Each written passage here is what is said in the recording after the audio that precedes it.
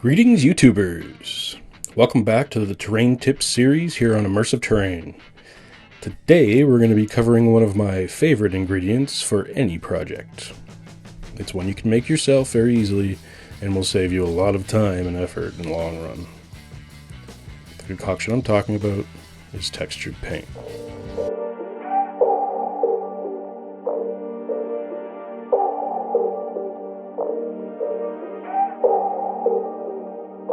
If you're a regular fan of the channel, then you'll notice that I use textured paint in the majority, if not all, of my terrain projects.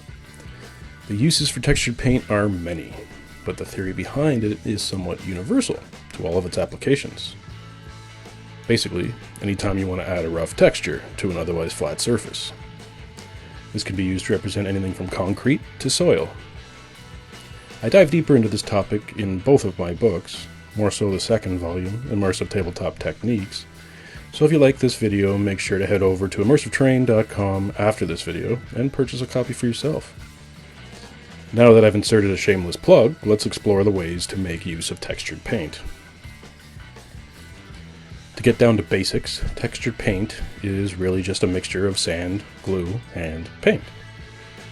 This can be in a variety of combinations and ratios based on what purpose you intend it for. To speak from personal experience, I only started using textured paint less than a decade ago. This was partially out of necessity and partially out of efficiency. The way I was taught to finish the bases of my miniatures was to use PVA glue to glue down some basing sand.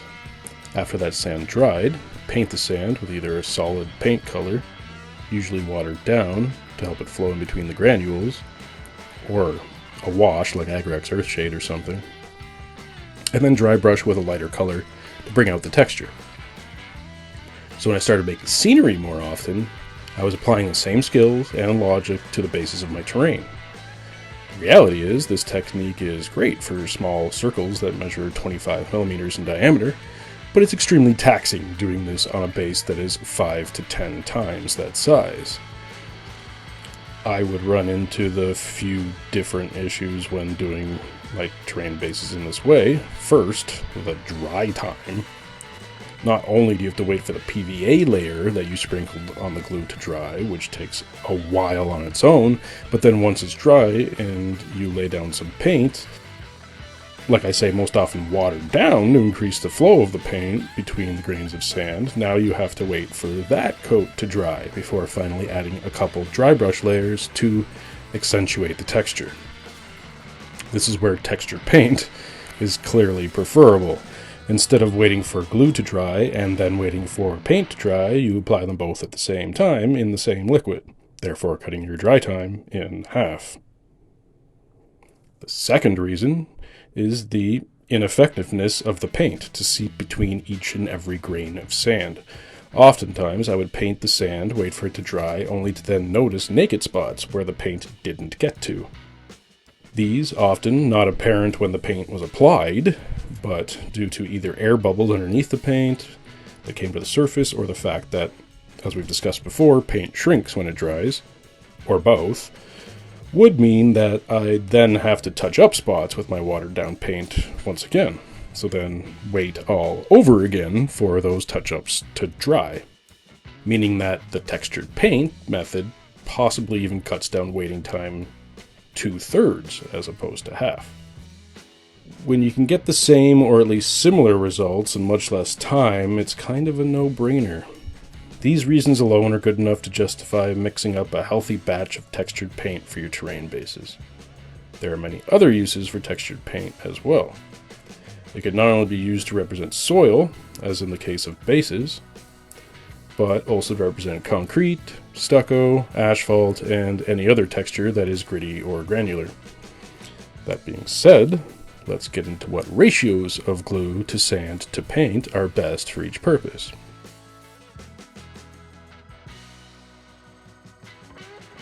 Most of the time, which is usually for the bases of terrain features, the mixture I like to keep on hand is 1 part sand, 1 part PVA, 2 parts paint. By keeping this on hand, I mean that when I mix up some for a project, I always mix up way more than I need for that job. This allows me to always have some on hand, pre-mixed and ready to use. Generally speaking, I'll take whatever amount I have left over for a project and keep it in an empty paint bottle. Then when I need it, for little touch-ups or even small projects, I already have some mixed and ready to go. Usually just needs to be shaken thoroughly, since of course the sand will sink to the bottom and the PVA will want to rise to the top. Once shaken, it should be ready to apply. I'd recommend mixing up a large batch every now and again anyway, since this is the ratio I use 99.999% of the time, means it's great to have already mixed to save time later.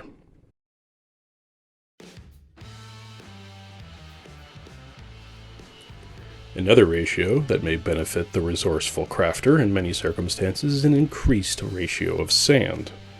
Sometimes the former ratio can leave large gaps between grains of sand. The previous ratio is fine if you are creating a soil or earth texture, since you likely will be adding flock or static grass anyway, but there are times when you won't be covering inconsistencies with static grass. This may require you to have more sand in proportion to the glue and paint. I would encourage every crafter to experiment with different ratios and decide what works best for their pieces.